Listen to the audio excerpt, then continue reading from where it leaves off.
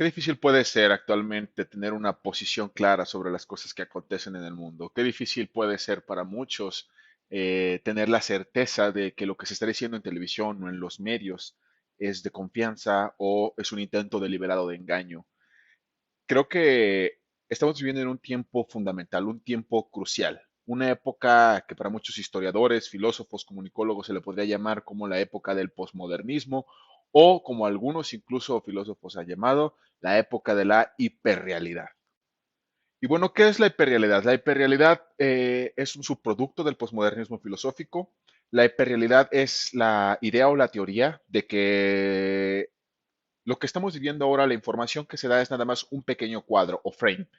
Es, digamos, una porción de los hechos que están polarizados, o más bien tienen un intento de polarización. Es decir, se da una parte de la información de lo que está sucediendo para que la gente tenga una opinión o un sesgo de los hechos de lo que está sucediendo y de esta manera se puede hacer una especie de ingeniería social que va pegada a los intereses de las grandes corporaciones y de los poderes fácticos, es decir, de quien está proveyendo esa información. Básicamente se está reafirmando la noción de que existe un cuarto poder y es el de los medios de la comunicación. Entonces, eso viene siendo lo que es la hiperrealidad. Una manera de crear diferentes realidades alternas de tal manera de que es imposible llegar a la realidad o a la verdad. Y bueno, mucha gente creo tiene la idea de que esto precisamente deriva de otra cuestión o de otra teoría, una manera de ver las cosas, y es de que todo es relativo. No existe la verdad absoluta, no se puede llegar a una conclusión real, porque cada quien posee su verdad y todo depende del cristal con que se mira. Es decir, la respuesta básica relativista tan sencilla de llegar y de tal manera a cada quien se le debe de dar el avión en cualquiera de las chaquetas mentales que tenga. Es decir, que cada quien tiene su propia verdad y debemos dejar a todos ser felices. ¿Y qué pasa cuando dejamos a todos ser felices? Pues bueno, que existen ciertas representaciones, ciertas maneras de pensar, de ver las cosas que cuajan y encajan mejor en ciertos grupos sociales y algunos grupos sociales no son tan pasivos como otros. De repente tenemos grupos sociales que empiezan a radicalizarse y fruto de esta radicalización es que empiezan a ganar puestos políticos, empiezan a tomar acciones irracionales, a quemar, a hacer destrozos, a juzgar, a prácticamente crear grupos de xenofobia muchas veces, grupos antivacunas, por ejemplo. Es decir, si dejamos que cualquier pensamiento, que cualquiera de estas verdades individuales empiecen a cuajar en la gente y debemos de respetarlo simplemente porque la verdad es un asunto relativo, entonces estamos sentando las bases de la decadencia de la sociedad. Y es decir, que si no hay verdad, si todo es absolutamente verdadero, de acuerdo al cristal con que se mire, entonces, ¿con qué argumentos y con qué elementos nosotros vamos a tener que enfrentar las respuestas irracionales de lo que sucede en el mundo? Mi conclusión y mi respuesta es muy sencilla. La verdad existe, la verdad es alcanzable, la verdad es objetiva y no debemos ser tolerantes con la intolerancia. Es decir, tenemos que aceptar y asumir que existe la paradoja de la intolerancia y es que aquellos que defienden la tolerancia en cierta medida, en cierto punto de la historia, deben dejar de ser tolerantes. ¿Por qué? Porque si toleras la intolerancia, tarde o temprano se va a acabar esta posición, es decir, que el gobierno o el sistema en donde se promueve la tolerancia y la coexistencia de las opiniones divididas y diferidas va a caer cuando grupos que no estén de acuerdo contigo se fortalezcan gracias a tu posición y entonces veremos el colapso de la sociedad libertaria, es decir, de los principios liberales que aceptan la pluralidad de ideas y la confrontación no violenta, sino la confrontación a partir del debate, porque creo que al final de cuentas ese es como el pináculo de la sociedad ideal, es decir, una sociedad que sea plural, pero que acepte el debate y la explicación en pos de una sociedad que sea favorable para todos, no para unos cuantos. Y bueno, de esta forma es importante que se defienda la verdad. En el pasado se defendía los valores cristianos, los valores morales, los valores religiosos, porque eran parte de la identidad del grupo. Ahora vemos que existen muchas identidades, existen múltiples grupos que forman parte de una misma sociedad y cada uno de ellos tiene su propia explicación de cómo deberían de funcionar las cosas. Pero afortunadamente nosotros tenemos una herramienta que trasciende las barreras de la opinión, es decir, trasciende lo que yo sienta que es lo correcto, que es verdad, o lo que tú sientas que es lo correcto, la verdad. Esa herramienta es el pensamiento científico, el método científico y el pensamiento crítico. Es decir, tenemos que hacer uso de estos dos elementos para nosotros representar de una manera más objetiva y más clara el mundo para llegar al ideal, por supuesto, que es el de vivir en la verdad. Es decir, vivir en las cosas o con las respuestas que nos permitan llevar acciones que sean reales, eficaces, aplicables, fidedignas y que sean buenas para el grupo, para la sociedad en general. Entonces, partiendo de esta idea, sabemos que si existen múltiples interpretaciones de un mismo hecho, la mayoría de ellas, o todas, deben de ser falsas, ¿sí? Es decir, que tenemos el mismo problema y existen múltiples explicaciones. Digamos que, ¿qué pasa con el coronavirus? Como un ejemplo general, el coronavirus es producto de un laboratorio, producto de un gobierno, un engaño masivo, un protocolo de ingeniería social para engañar y llegar a un resultado objetivo. Mucha gente abareja esta teoría, ¿no? Tenemos grupos importantes, gente famosa con influencia en redes sociales, a millones de personas, de seres humanos, que están promoviendo esta clase de ideas. El virus es producto de laboratorio porque quieren exterminar a la población, por ejemplo, por así decirlo. El virus es un producto de la guerra de Estados Unidos con China porque China quiere obtener el dominio mundial o viceversa, porque ni en eso se pueden poner de acuerdo, por supuesto que no. ¿Cuál debe ser la posición racional? Primero que nada, detenerse y pensar las implicaciones de todo esto. A la gente, a la mente humana le gusta mucho tener respuestas sencillas a problemas complejos. No le gusta mucho detenerse a pensar en toda la complejidad del sistema en el que vivimos. ¿Y en qué clase de sistema vivimos? Bueno, pues es un sistema complejo. Y cuando digo complejo, cuando hablo complejo es complejo, señores. Vivimos en un sistema intercomunicado y entre más grande sea un sistema, entre más interconectado esté con diferentes elementos, más susceptible es a que el sistema pueda colapsar, pueda fallar o que las consecuencias de su fallo y las consecuencias de su fallo puedan afectar a muchísimas cosas. Es decir, vivimos en un mundo globalizado donde la economía todavía se rige a partir del miedo, de la volubilidad emocional de los inversionistas.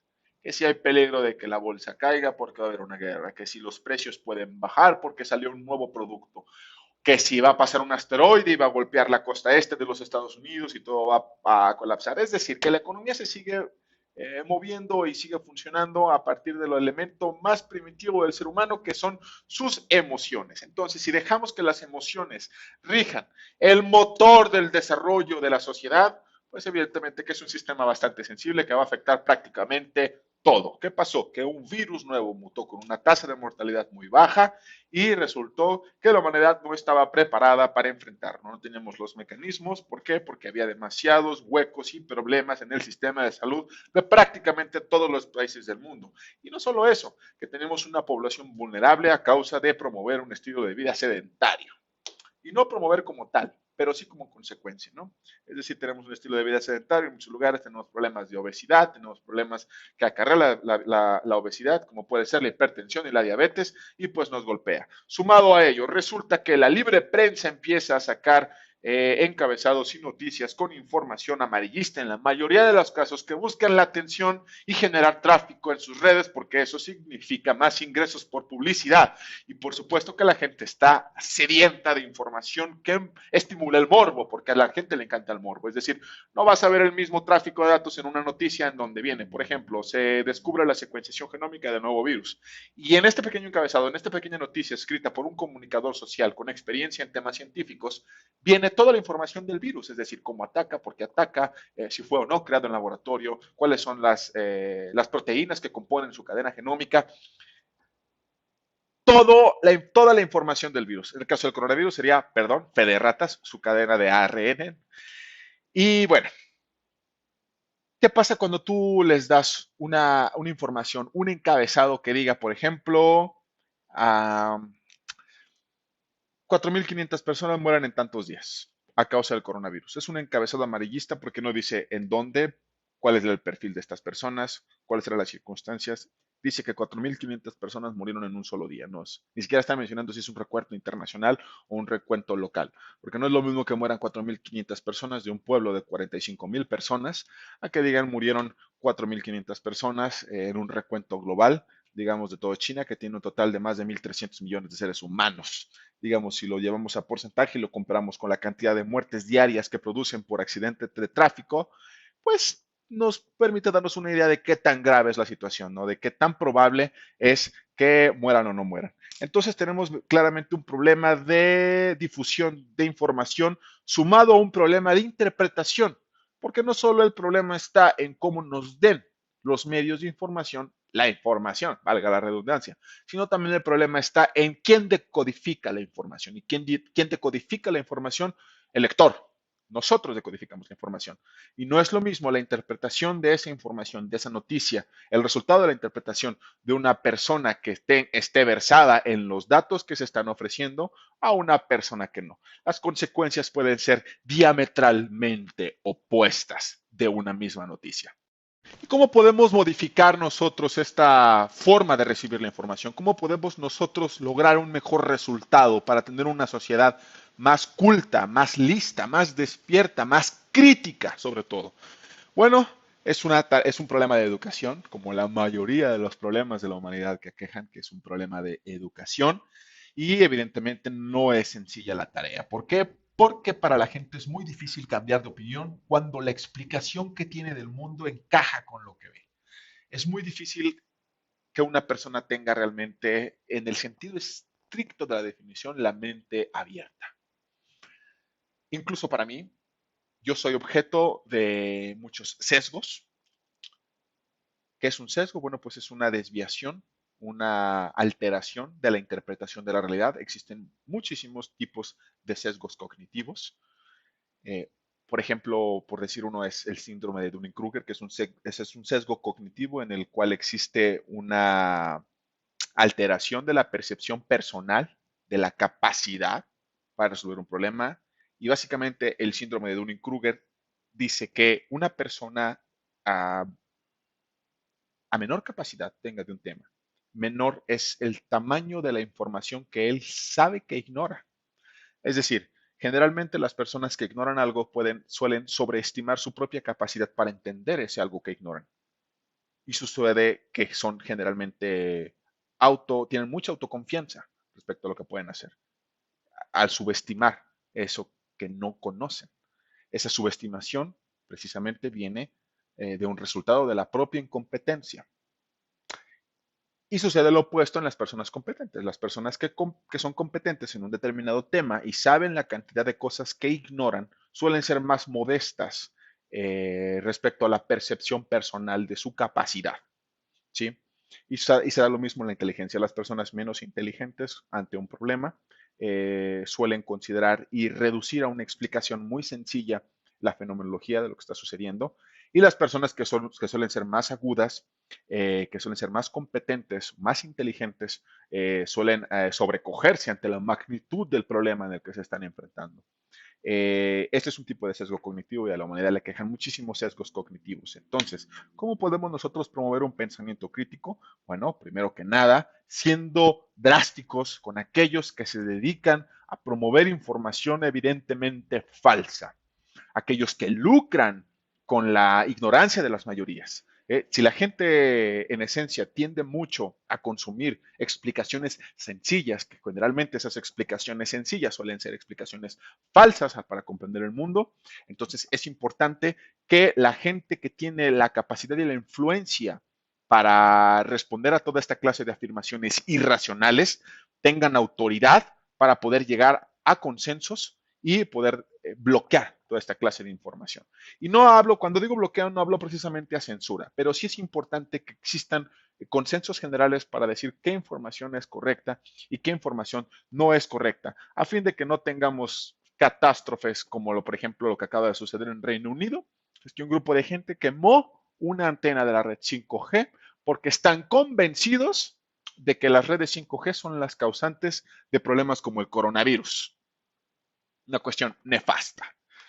Y estamos hablando de un país de primer mundo, porque las posiciones sociales absurdas e irracionales de la era moderna no vienen de los países subdesarrollados, no vienen de las economías emergentes, vienen de países con economías desarrolladas, con un mejor acceso a mejores accesos a sistemas educativos de calidad, como lo puede ser en teoría Reino Unido. Es decir, ¿de dónde vienen la mayoría de las absurdas teorías de conspiración del mundo, como por ejemplo la teoría de la Tierra plana, los movimientos antivacunas o aquellos que defienden las teorías del chemtrail, de los envenenamientos sistemáticos de las corporaciones? Vienen de los países desarrollados con mejores economías y aparentemente con mejores sistemas educativos. Esto sucedió en Reino Unido recientemente, hubo una quema de una red 5G porque esta clase de ideas de que nos están enfermando con las redes de alta frecuencia, pues puede ser fácilmente desestimada con un poco de educación media superior en México, que se le conoce como el bachillerato, la preparatoria o la high school, por ejemplo, en Estados Unidos. Es decir, esto es el resultado puramente de la ignorancia, porque cuando la ignorancia se organiza y se le permite organizarse, los resultados son catastróficos.